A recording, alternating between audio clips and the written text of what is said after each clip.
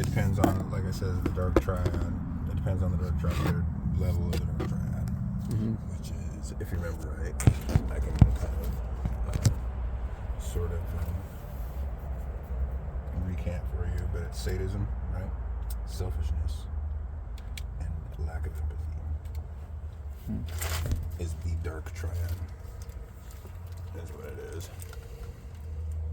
And if you've got that's going on in all of us, we're all struggling with that. But in the case of like Leslie's house, like people, Liam and Jackson, some people don't struggle with that. They're actually trying to improve on those things, even though they're feeding into the inanity, the completely missed point of what actually matters here. At this point in life, basically, you can work on things, right? And try to do like aside, the behavior the behavior modifications possible, you know. But it'd have to be dialectic, right?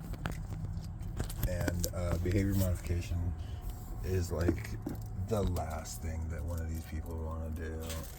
It's literally like to them to actually have to sit there and, you know, do the hard ass work they do, right? Of being on time, of being courteous, of being polite. They're the kind of people that, you know, they don't follow the law because they want to be better people. They follow the law because if they don't, then they'll be put in jail. You get the idea? Yeah. That's why that we're no longer under, you know. Well, I think the man in charge over here actually has this idea in his mind that like he is the puppeteer, right? So it's a thing he's doing with himself, actually. What do you mean? Where he's, you know, gearing things one way or another. He expects to be, you know, in control the whole time. He's not afraid of getting in trouble. Like I said, he's one of these dudes that needs to have control of the quote-unquote narrative. Here's a really terrifying thing that I can kind of see happens. that now. Yeah. Okay, so he brings home a dead skunk from the roadside, right? Yeah, you told me that. And his dog's chewing on the head of it, right? Okay. That little puppy dog that he fucking abuses or beats and then they starve him? No. He loves the dog. The dog's getting bigger, and the dog's really sweet. He's doing good at raising his little dog, right? But he's letting it chew on roadkill, on the jaw of roadkill. They're starving that dog because they don't feed him fucking dry food. And then the dog comes in and like licks my mouth where I'm laying on the couch, right? Like a fucking assault, man. I mean, it'd be fine if it was just. I mean, it's an innocent dog. The dog doesn't know what's going on. It's just, why am I sicko? Right? And so then this abuser person, he put something in my water. Well, what was that? You know, and that's whenever the sickness really hit me, was it like set in at the back of my throat, and then it got worse over the next week or so. But it started right then whenever I drank after he went through, my water had something in it. But it's like, so you brought the skunk home, so it's actually your fault because your carelessness, it's selfish and it's careless. Your carelessness invited this horrible thing to be even possible. To come to pass. You're so like stoic. I don't know how stoicism's gonna help you very well in that. I'm not stoic. He's more stoic than I am. You can't. He's in control. Like I know that he's don't let people in situations control. It's just no, I can't disturb you or anger you because they're powerless without your reaction. They're powerless without your reaction. I was just put in like such danger because But they're literally. it's carelessness and it's selfishness. It's I'm in control. I'm in control. And no, that doesn't matter. Everything's fine. It sounds so good to just be like, I don't care. No, it's not that you don't care. It's No, just but that no, you can't he let doesn't him. care. Oh, trust me, I care. I care about all the little things. And I tolerate. And I manage. Well, that's the American But way. I care about, you know, how things are done. Isn't it? And the effect that we have. Like, I care about the effect of my hand. But him, he's like, oh, we're just having fun, right? It's just a joke. Not concerned about walking through people's space, you know, other people's yards or something like that. Like, we're just kids playing, you know? And that's fine.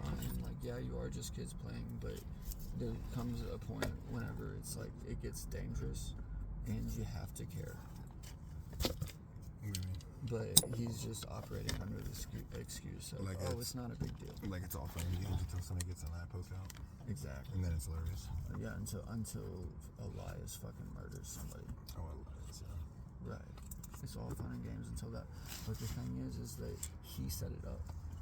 That Leanne made it possible. That's why. So it's that carelessness. It's like I'm in control, but then also it's the carelessness that makes the murder possible. Okay. And that's what this is. On This is that, murder. and on that tip, do me a favor and grab me that clear plastic bag off of the top of the scooter. Well, no. Yeah. The clear plastic bag. Yeah, I'll get it and then I'll explain the murder more. Okay. There's a tragedy. Never mind. I'll just use it. It's just a story that I've put together in my head. Never mind. Okay. Don't worry about it. Okay. Go ahead. Okay. So. A story in your mind. Yeah. So you're at this place with the person who's, you know, unlikableness is so pervading and like woven, getting between the relationships of the household. You can't be the person you want to there. You can't do the things that you want. You're scared all the time. You're not enjoying your life. You're not living your life. Yeah, because you know that it affects you, and it really does. So it's cool that you don't really. And so you run away. Can't really manage it, really. So you flee from it. Well, it depends on if you fight it. You shut down and you flee, and you can't fight it because the person in charge says, no, this person will be here. Okay, so they've invited the wickedness in, right? That is between you and just living a good life On the property. Yeah, it's just go home to that, and you know, every child, their mental health is completely dependent on their family's mental health, and they'll start to be more like the kids that they hang out with, you know, and so the heart of that person, like the behavior of that person, all that stuff is just toxic. Well, yeah, they're very impersonable too. Right. But I grew up with it too, so. Well, yeah, and that's the whole thing too. It's like, oh, but we're existing fine with it, right? Yeah. So they're in this. It's almost like they're reading the Bible, and they're like, they're taking this word to. They have a filter that they're sorting this through, this relationship that's in their household. So it's like, well, we're totally capable of existing with bullshit. So why can't you exist with bullshit? But it's pervading to me because I'm the weakest link, right? Why are you the weakest link? It doesn't matter. It could be anybody. I'm just putting myself in that position. I'm just saying, this is what's going on. You're like devil's advocate. Yeah. aren't you? So it does not. So I, as the weakest link, cannot sustain myself. Cannot be the person I want to be. I can't go for a run every day. That I cannot thrive in this environment. The home is because of the abusive person, right? And they're saying, well, it's fine. Like, we're able to tolerate this horrible bullshit, but you can't. So you're that person who's, you know, going crazy or whatever. But really, you're pervaded because of that horrible person. And so, anyways, so you start fleeing. Okay, this is how the story goes. Right? So you leave. You come back in the mornings, and you're like, man, it was cold. You know, man, I went and lost my mind out there. Man, I went and trashed myself. Man, I went and got into all kinds of trouble. And you're coming back. Trying to manage. You know, you're looking at these people that you're supposed to be falling in love with, and you're like, I'm not the person I want to be at all. And I'm having a horrible experience. And that's all they know of you because of the setup that they put there. And so that's like the only kind of scope that they can see you on. What happened prior to all of this is that whenever you went into that home, you wanted to go for a run every day. You wanted to get a job. You wanted to like get some ground under you. And you wanted to be a good influence on the child in the house. You wanted to, you know, build something so that in the future you'd never have something to worry about again. You wanted to finally get things together, right? You had your head on straight about what you wanted, but because of the authority that is saying, oh no, it's fine. It's fine. We'll just exist with this bullshit. And then that authority is the bullshit itself, actually. That authority is that chaotic energy that it gets between the relationships. And so it's this tragic downfall day after day after day and tumbling out after you finally break because of the abuse and the chaos in the household, the yelling, the name calling, and you know, the waking you up at midnight, all that. Who wakes you up at midnight? That guy. Does he? He was standing over my tent, taunting me. He would not wake me up at midnight. I'd bust that guy in the fucking... Well, I'm not that. You know? Well, and so I laid there. I laid there, and I think, what is this? This is what? But yeah. So, anyways, then. So you wanted to do this. You would have been the person. I literally almost swung on him. I would have. Just for a shit-eating grin that you fucking called at me. And what the lady actually wants is to go for a run every day, to go work her job, to have a house where we're all building up the future of her child, right? You know, we can eat dinner together and we can pray around the table, and we're all doing, you know, self-improvement, like we're bettering ourselves, right? Well, during the whole time that this pervading is happening, they're telling you all the things that you're not doing, and so it's like, oh well, you know this knowledge and that knowledge, you know, this could help you and that could help you, but none of it can really help you because you're being abstracted by the environment and by their lack of care. Okay. About it's like every man for himself. It's not a team. We're not working together as a team there. It's every man for himself. That's that household, right? That's I'm defining. Yeah, and so you go through all these things, and then in the end, it's just, well, I would have been the one that went for the run with you. Nobody's going to go for a run with you. I would have been the one going for a run with you. I would have been, you know, steadily progressing. If my well-being mattered more than the authority of... Dick face. Yeah, hard on. Yeah, jabroni. Yeah. I mean, that's, you know, he's a really great guy. Doubt it. It's not his fault necessarily. It's just that where his mind is at, he thinks... I really do. I think he's giving him handies. You think he's giving Liam handies? Yeah, because Liam walked out naked out of that thing the other day. Well, the question was asked, who is the captain? And man, have those. But I'll find the other one. You can have them. It needs to be. They don't fit me. I don't know how to wear them. You can wear them. They're actually the best gloves you can get. But I have to have. I'm very particular. That's no, here. Take them. They're really nice. The other one, I'll grab it. I never really wore them. I just put them on. I have gloves. No, I have wool gloves. I don't want those. Give them to somebody who needs them, man. Yeah. So,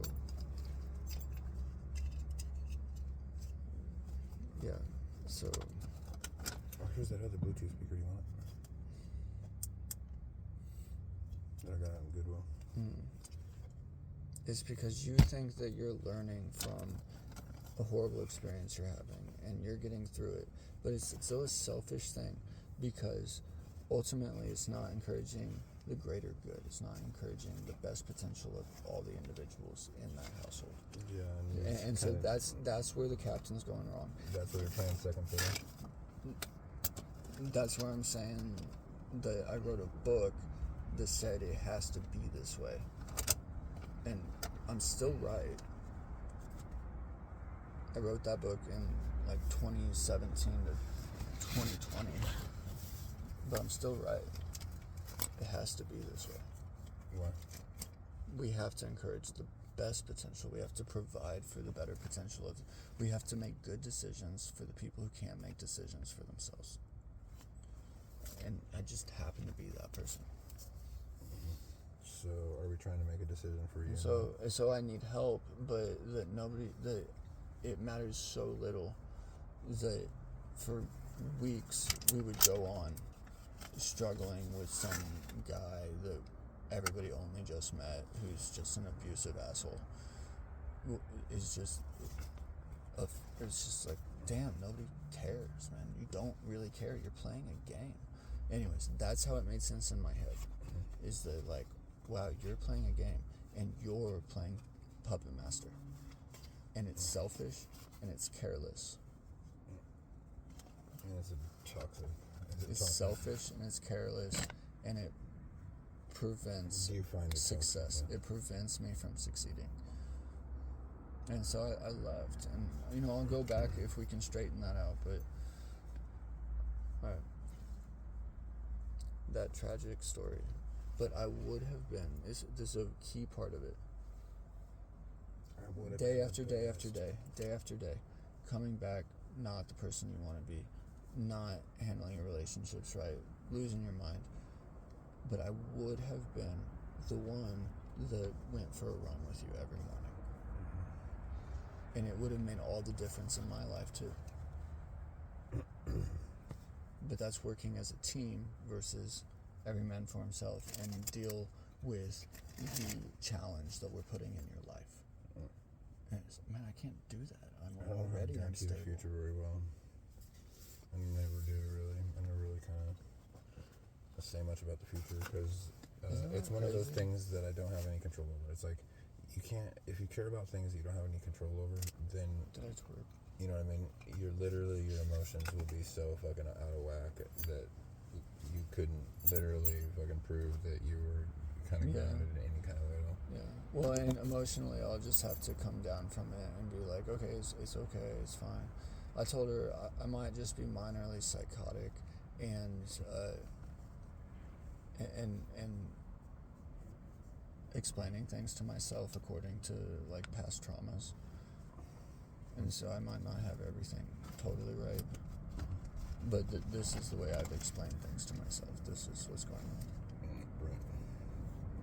Not an easy thing to accomplish. And it's murder because it's the destruction of like a good person because nobody cares.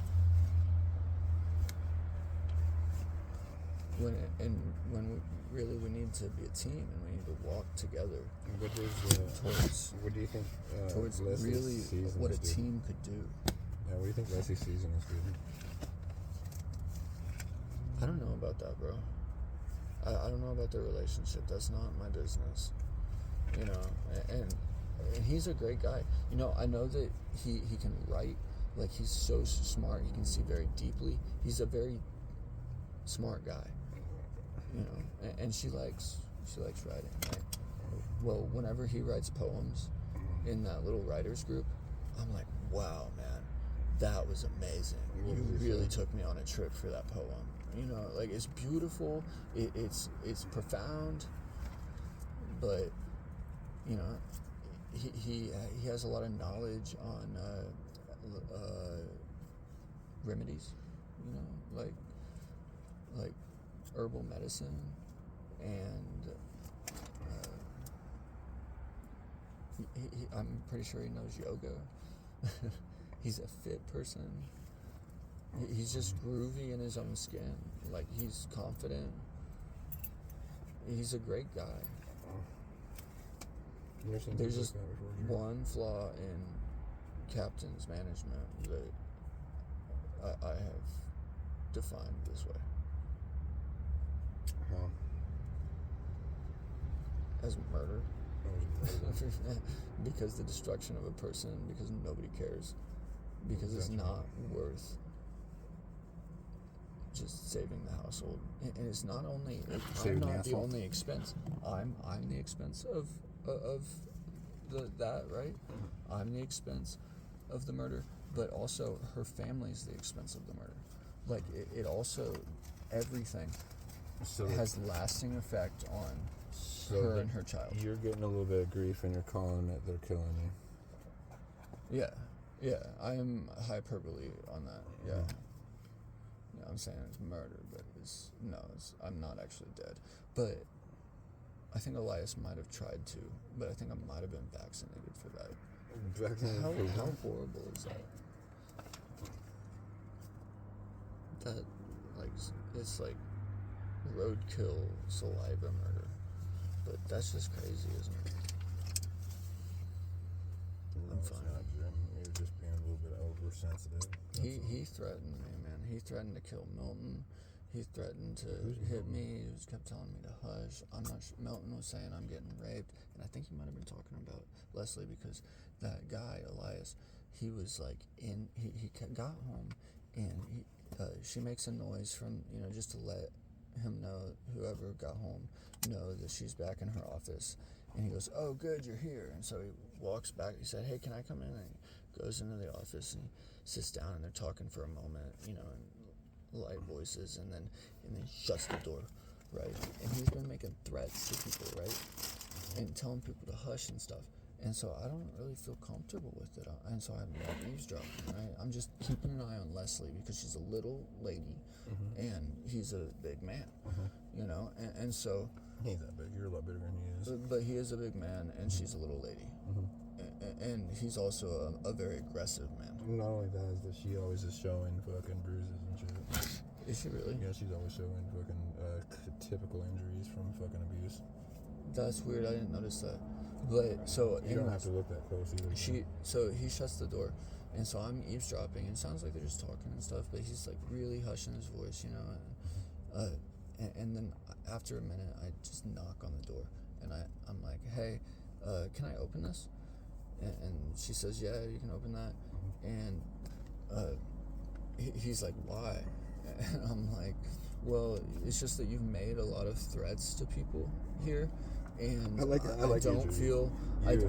don't feel comfortable with you being alone because she's a little lady, and I don't feel comfortable with you being alone behind the door because you made threats. You told us to hush and stuff, And so he got so irate, and that was the last time that he threatened me, and he flipped out on me, and I was like, well, hey, that's why. But oh shit! So you already called him out on it? Yeah, and you've seen how. Did you see the videos? Did I show you the videos of how he responds? He's like. Not all of them. You really cannot talk to him. He will not hear it, and then he asks for a reason, and you're like, I already told you. But he's just mad and yelling. Really, he just wants to physically get into it with somebody. Okay. He's like, I don't like, he doesn't like it, and so he wants to fight somebody over it. Fucking, I'll fight somebody over it. But he's not actually there anymore. He's left the house. I was trying to leave fucking Birmingham because of that. Yeah. This one dude, he was busting up. What's his name? I was thinking I want to invite his name's the not Tracy, chief of police, Asheville chief of police out there. I don't know if he would but do anyways, it or how it would go. You remember that? He's a Methodist, I'm pretty sure, because his wife is so passionate about it.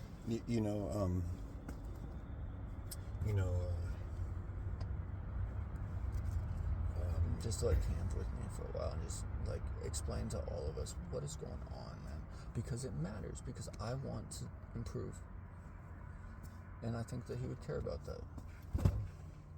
But I didn't do it. I was thinking, that guy might I'm trying to remember that kid's name. It'd be cool to camp He's out. kind of It'd a be good for slow corner. guy, but he was loud one morning, and I can just picture him now down at A-Hope. And I think his name's like, it's some off name, like it's a girl's, doubles as a girl's name. Mm-hmm. But he's kind of loud, and this dude was hauling off on him, and he was like on all fours, and the dude was about ready to start wailing on him. I grabbed that dude. It's got to be on the. I don't like stuff like that. I But don't know. I grabbed him and suplexed him into the middle of the fucking street. Like I thought I broke him in half. I really thought I killed him. So wait, somebody was like about to fight, and then Yeah, the intervened. dude's name is I know you know him, but the dude's name is like you would know him. Yeah, something I wouldn't be able to do that. But anyways, yeah, he was about ready to start hauling off on him, you know, like, and poor dude was You like, guys stop had a that. backpack. No, he had a heavy backpack on it, right? Yeah. And he was on all fours, so I ran up there behind him, like, I kind of let him, like, because he slapped his, slapped him and, like, took his cigarette out of his mouth or some shit like that because he was being loud. He was just like, oh, Jesus this, Jesus that. You took his cigarette out of his mouth? No, he did. He did. The dude did. And we were all just being quiet because early morning over I get slapped in we're the all face, close. yeah. And he was just kind of being loud and boisterous, you know? Typical sort of like kind of street side preaching or whatever. Okay. But then he like knocks him down and starts to like wail on him, and I grab that dude and I like literally 3-step backward into the middle of the fucking street and suplex the fuck out of him. Suplex? Yeah, suplex. I don't know what that is. Suplex the living fuck. You know what a suplex is? Mm-mm. It's where you like grab him from behind and like fucking go over the back with him, like a fucking bomb. Yeah. But I suplexed like from the third fucking row, and You didn't have any charges for that? no, I didn't. That's cool. Just between two street people, that's all. Murders happened that way before, actually. Yeah, but Everybody just kind of turned away. yeah, no, I just suplexed the living you know one out of him, and I was like, no, don't fucking get up and start swinging. Right? No, actually, I had a few things for him. I kind of laid there. I could have got up and started kicking him too, but I just